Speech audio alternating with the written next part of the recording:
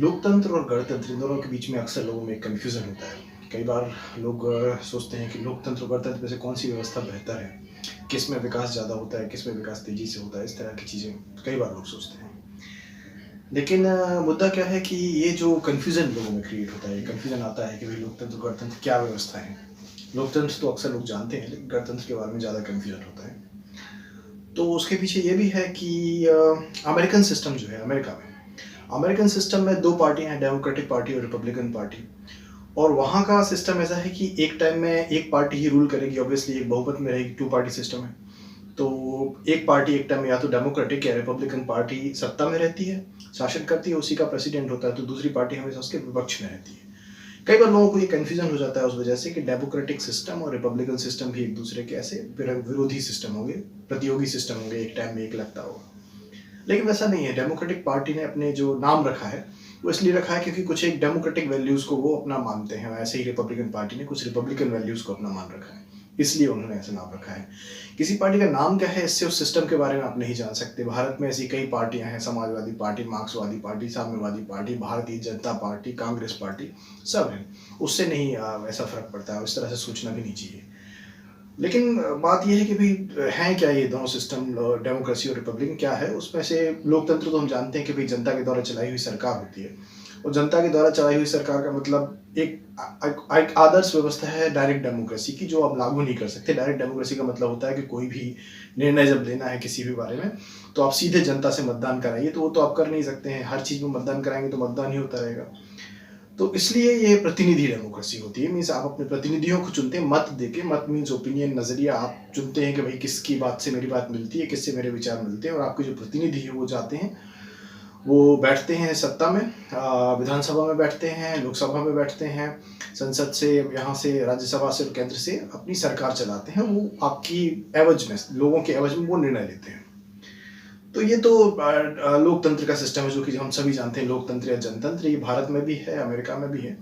पर गणराज्य या गणतंत्र है, उसके बारे में थोड़ा कन्फ्यूजन होता है। तो उसकी वजह ये भी है कि गणराज्य जो व्यवस्था, अभी गणराज्य जो नाम लिया जाता है, ये अक्सर क्या है, संघीय शासन व्यवस्था के लिए गणराज्य नाम लिया जाता है। जैसे भारत में जब सरदार पटेल के पूरे प्रयासों के बाद पूरा भारत एकत्रित हुआ था, तो एक भारतीय संघ के तौर पर स्थापित हुआ था।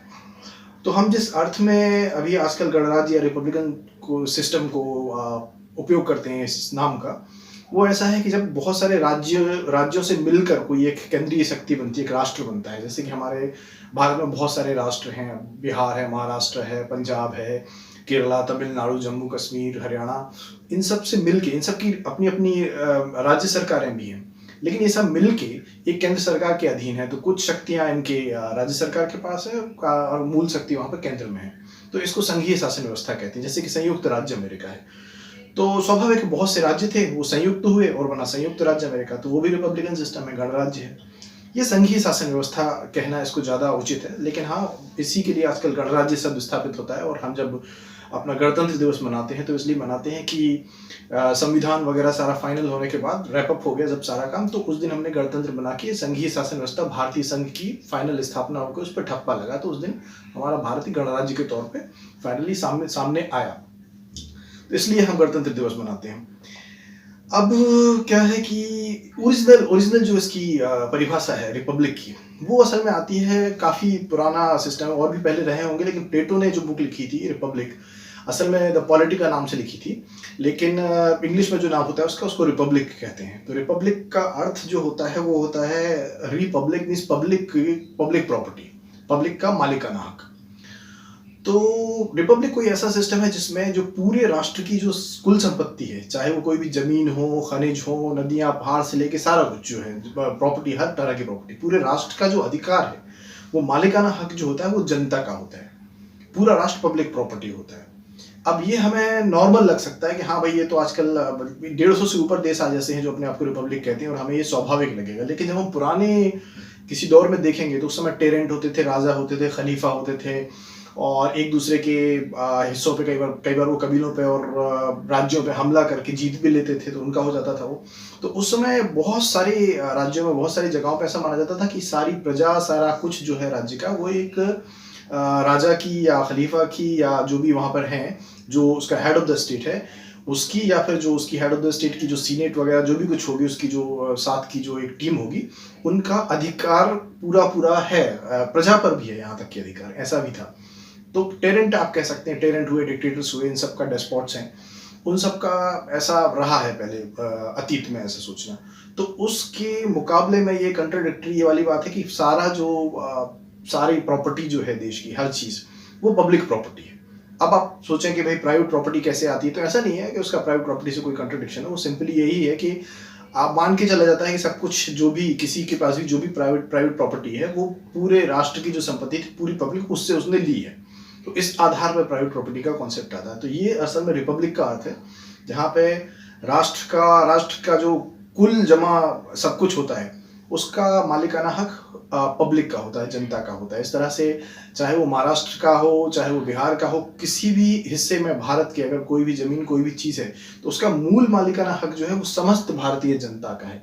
उसके बाद समस्त भारतीय जनता ने अपनी सरकार को मतलब प्रतिनिधित्व दे रखा है, तो सरकार उसका हिसाब किताब देखती है। वो एक तरीके से सुपरवाइजर रहती है, मैनेजर होती है, सरकार का जो काम होता है। लेकिन संपत्ति का मालिकाना हक जो होता है वो इसमें होता है जनता का। तो ये होता है रिपब्लिक या गणराज्य या वो वाली व्यवस्था। अब स्वाभाविक है कि इन दोनों में कोई कंपटीशन नहीं है।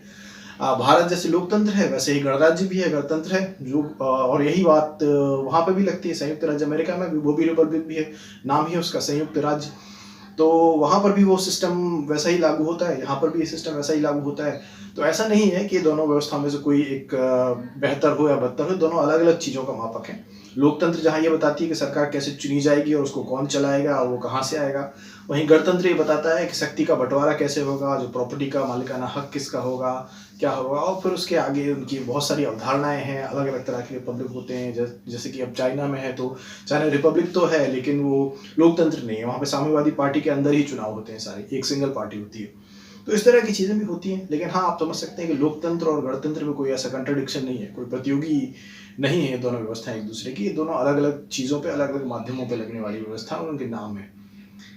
तो थैंक्स फॉर वॉचिंग, और अगर आपको पसंद आता है मेरा ये वीडियो तो लाइक करें, सब्सक्राइब करें, और ये जो बेल आइकन है इसको दबाएंगे तो नोटिफिकेशंस आपके पास पहुंचेंगे जब भी मैं कोई वीडियो अपलोड करूंगा। और मैं ऐसे ही करता रहूँगा, मेरा भी कारवां चलता रहेगा, आप भी देखिए, मज़ा आएगा।